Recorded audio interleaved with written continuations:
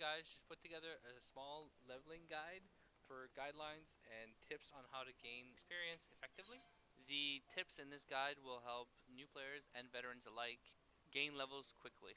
I'm not going to cover power leveling. By power leveling, I mean a high level character brings you along and you hit mobs and then they kill it for you.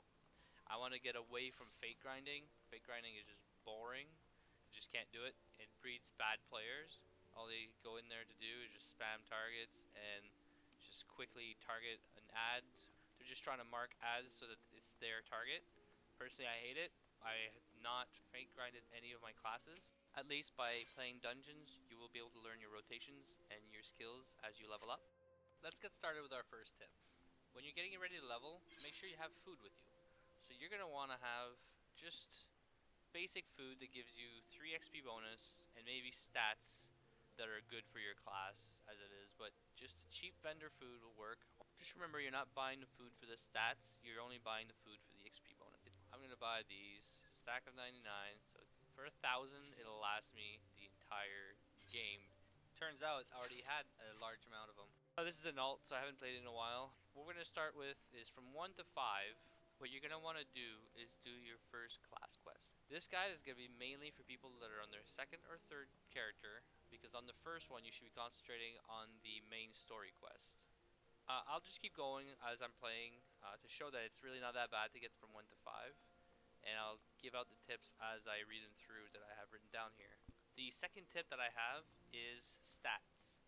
If you're planning on playing a tank, you want to level faster, put your points into strength until you reach level 50, and then you can change your points around. More strength will do more damage. If you're a healer, there's no point in putting your points into intelligence because of cleric stance. As long as you have cleric stance, it will swap your mind for your int, and then that is your DPS stance. The exception to that would be if you're planning on playing a scholar.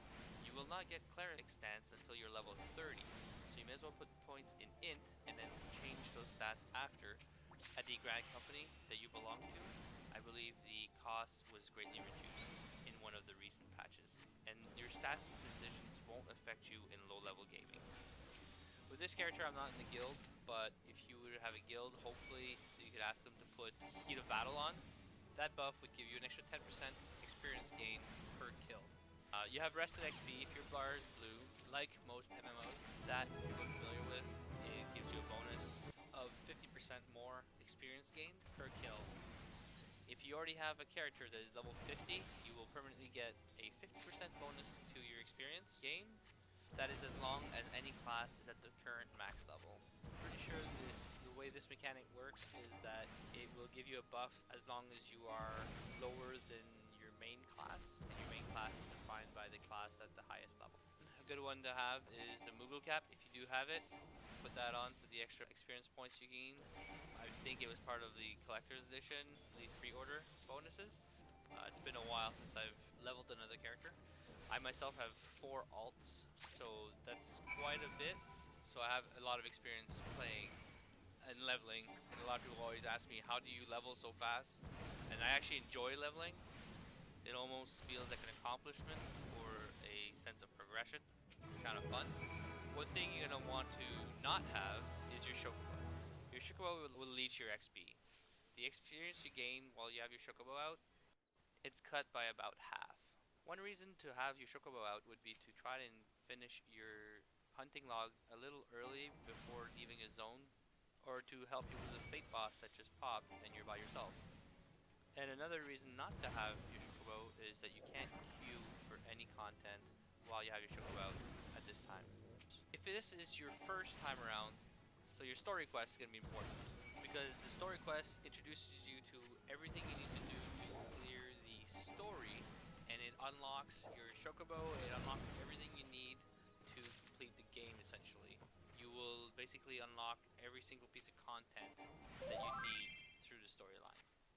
You may have some quests just laying around you may want to grab. If this is your 3rd or even 4th class, you will not have any quests. So this is where this guide is going to help you level a little more efficiently. Another thing you're going to want to do is your hunting logs.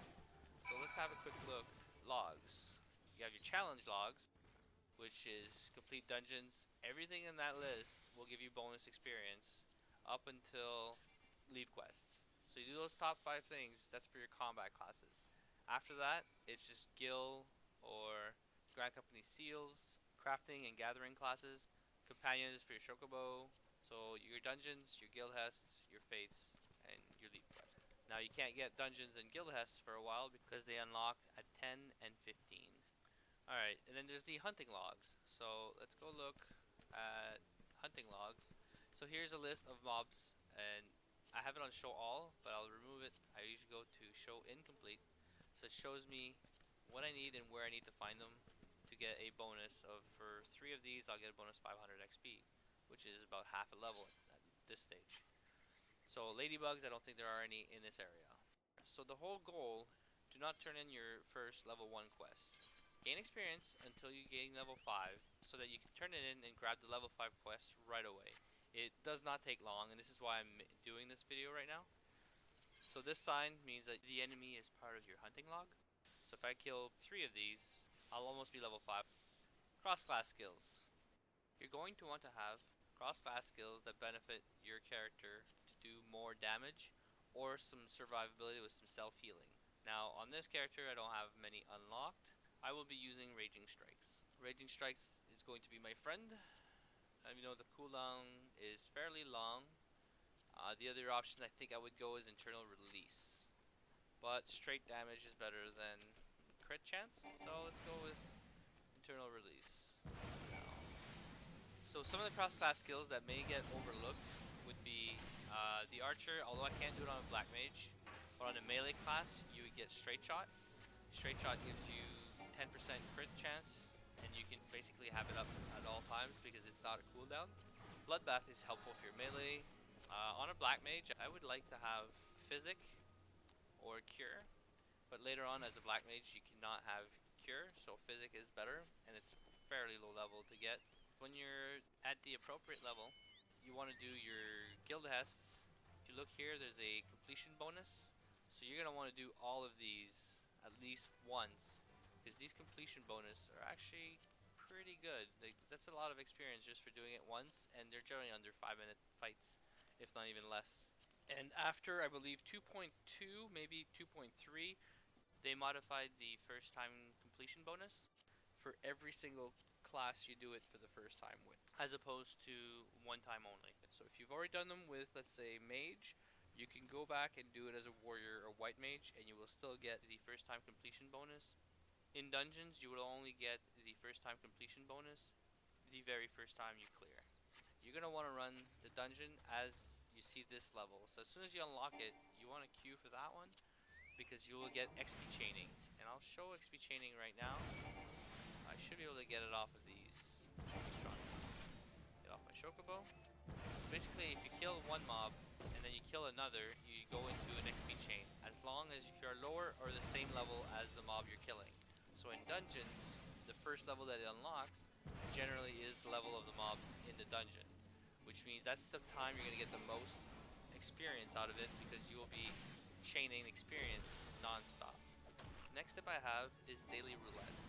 The low-level roulette and guild hest roulette are basically daily quests that give a large amount of experience reward that scales with your level. So the higher level you are, the more experience you will get.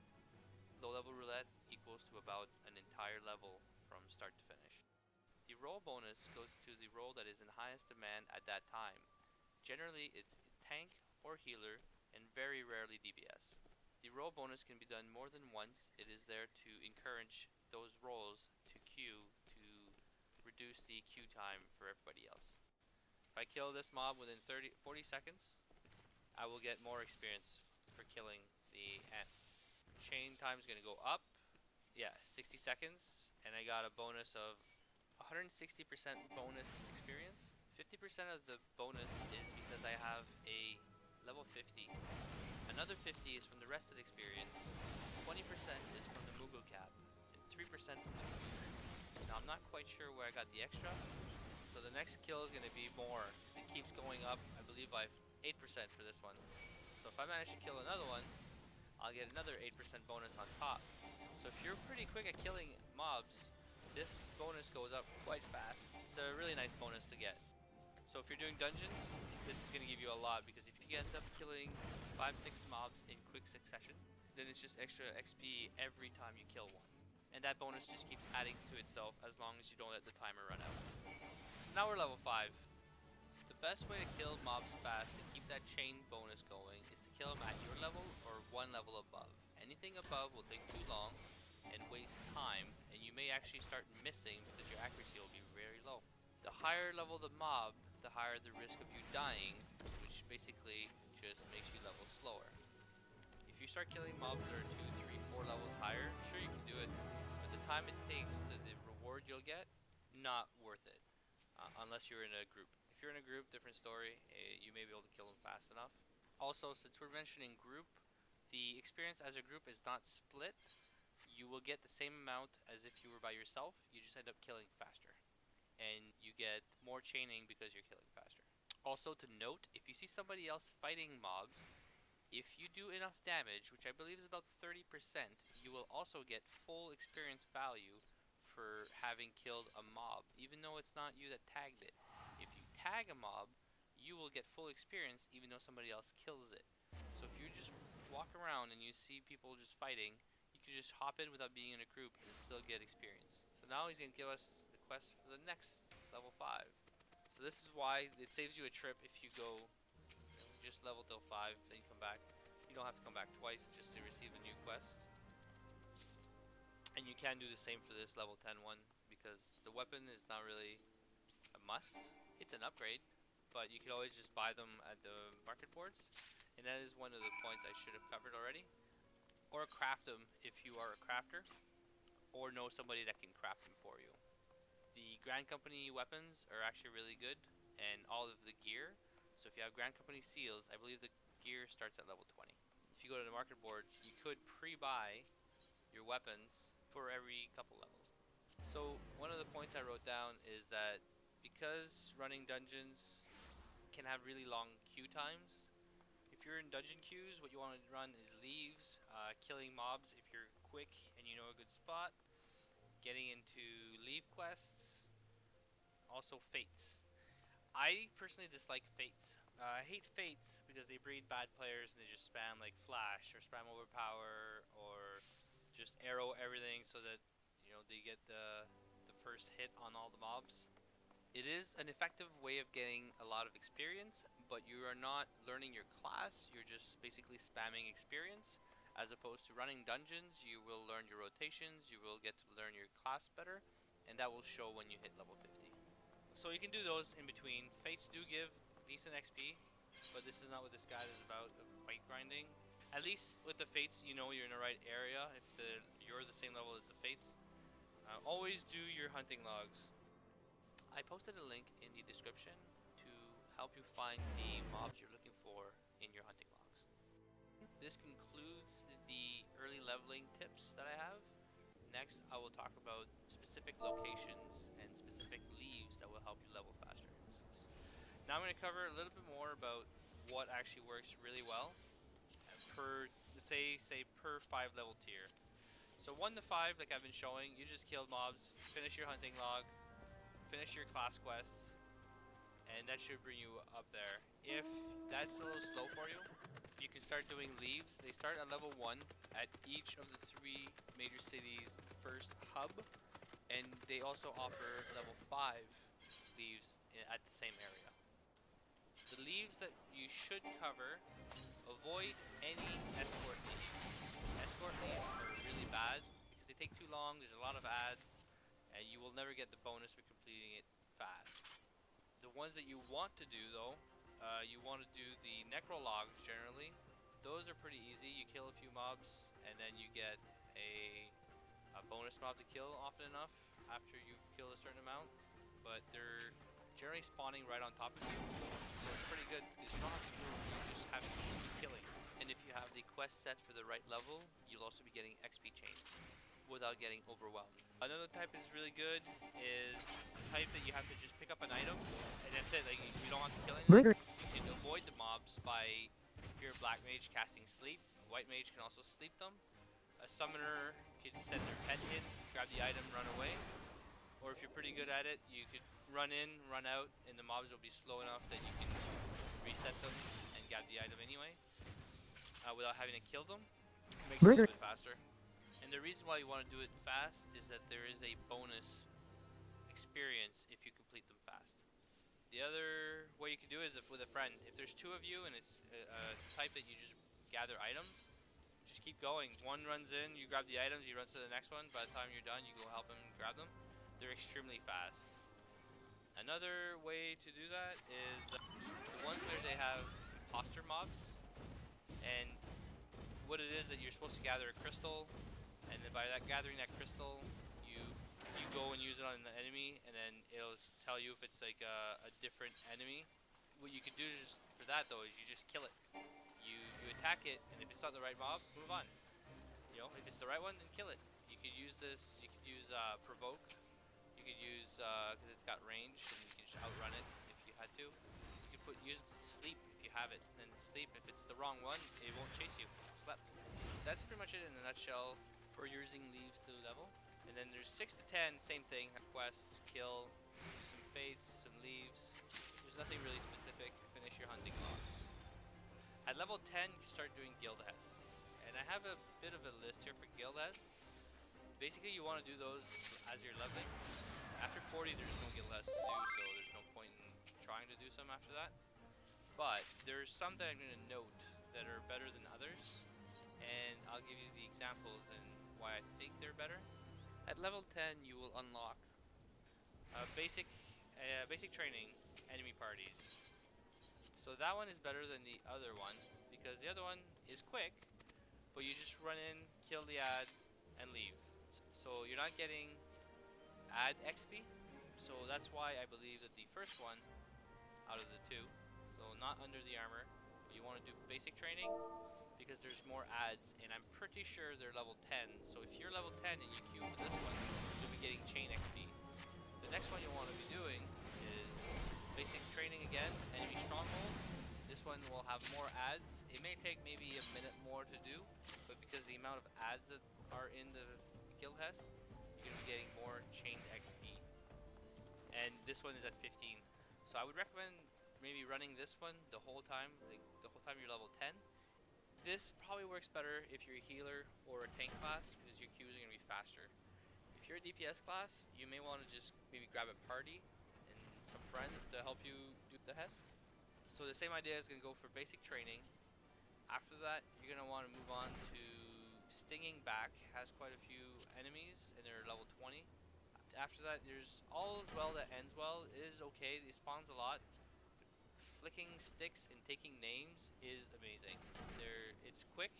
There's quite a few goblins, and you can actually kill the goblins from behind the barriers if you're a ranged DPS or even a healer, because the healers can just arrow them all, and then that's it. But as a black mage, you can just fire to them all, and by the time the rest of your party takes care of the barrier, you already have the ads dead. More than a feeler, I did, and it is better than Annoy the Void. Because Annoy the Void, I mean, there's a lot of ads. It'll give you good bonuses. More Than a Feeler has a lot of bubbles, and if you kill the bubbles, you'll get experience. But the bubbles are level 29, so you'll never get chaining experience off of the bubbles. So this is why I don't think it's as good. Long Live the Queen, level 35. This one is great. The bombs run at you, and they commit suicide, and they explode, and you get experience from that. You don't even have to hit them. You just keep running around, and then the bombs will blow up, and you get experience out of it. It's really good. Last time I did it, they were level 35, so you should be getting chain experience off of that too. Solemn Trinity is worth doing, but because it's an 8-man introduction to raids, or to full parties at least, would give you good experience, but it takes a really long time for the queues. Even if you're a tank or a healer, nobody does it. So unless you are in a pre-made group, this is going to be kind of slow because of the queue types. Then we're going to cover the dungeons. The dungeons, basically, you want to do them as they open up, like I mentioned earlier. Some of the notable ones that most of you probably know, there's First Room Farm for DD. DD's First Room Farm is the best from 44 to 47. Now, some of them people say that it's the best from 47 to 50, but that's not true. Autumn Vale is much better, and I made a video to show you guys why. And depending on how you do this, because you can't DD farm in a pug, like in Duty Finder, you have to have a pre-made group. Autumn Vale you can do and still be more experienced in DD and be in Party Finder.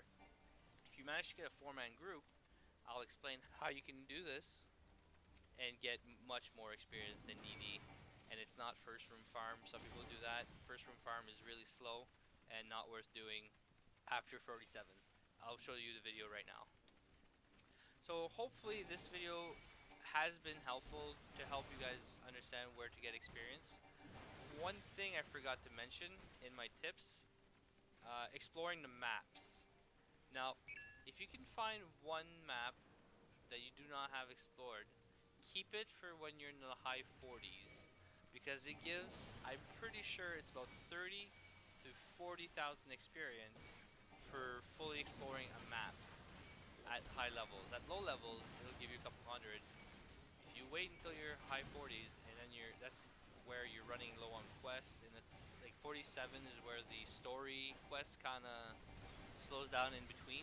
So if it's your first time around and you want to get a lot of experience without having to, you know, do a lot of leaves because you may not have some on your first time around, then exploring the map is worth not doing when you're at low level and just doing it at high levels.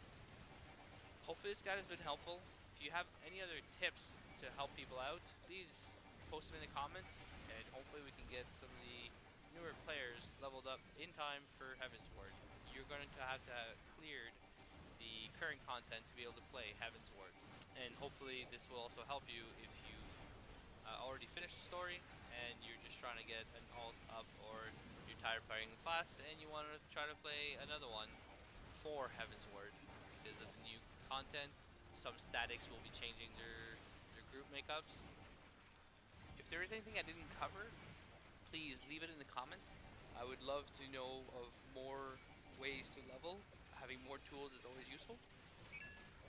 So in case you're not familiar with the DD farm, what you want to do is grab all of the ads on the way down, and then once you reach the position where we are in the purple area, which protects you from a lot of incoming damage, not all of it, you just want to spam Overpower, Steel Cyclone. You just want to do as much damage as possible with maintaining at least 200 to 300 TP so you don't run out. And hopefully your healer is good enough to keep you up, and your DPS is fast. In this run, the DPS is actually really slow. The fight should have been done a long time ago, but we pull through, and the experience is generally really good. Like, we're talking probably 40, 50,000 per run, I think, and it should take less than 5 minutes every run. It's pretty handy, and this is why I put it in here. This is the best from 44 to 47. It's the best way to level, and you're doing it in a group. So what you do is you exit once it's done, rinse, repeat. As a side note, you have to be in a group, in a pre-made group. You cannot run this in Duty Finder and hope to get a DD farm. And for this last bit, we have Autumn Vale runs. Now, a lot of people will say, well, this is not actually that much faster, and first room farm is not that great. I will agree, because we're not doing first room farm in this one.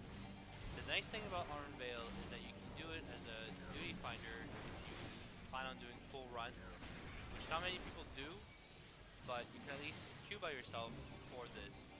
I will fast forward once I'm done explaining what is going to happen. There's a few different ways you can do this. If you have a pre-made and plan on farming this, you can do sacrificial pulls. So basically you just run to the boss, the tank pulls everything in his way, the healer does nothing and resurrects the tank in the boss room. Then all you have to do is kill the boss, and then that's where the experience boost is going to start. And because you're in a pre-made group, you can leave and restart the dungeon. If you're in a Duty Finder group, still do this, but you have to keep playing until after the dungeon is done, because most people that do this in Duty Finder will want a full clear, which is still a really good experience point for full clear. Even if you don't get all the ads, just as long as you clear the dungeon. It's very good experience. Now that we've finished the boss, the next room has a bunch of seedlings, and what you want to do is let them hatch. Now if you're in a duty finder group, a lot of them will just kill the seedlings, say I don't have time to let them hatch. It literally only adds about 10, maybe 15 seconds to your run. The advantage of killing them faster handicaps the person that's trying to get experience points. The experience point gain is just massive in this area. For maybe a 2-minute fight, I believe the summoner we're trying to help has 191,000, he says. Because I'm level 50, I couldn't show you the numbers myself, so I'm relying on somebody else to tell me how much experience they gain.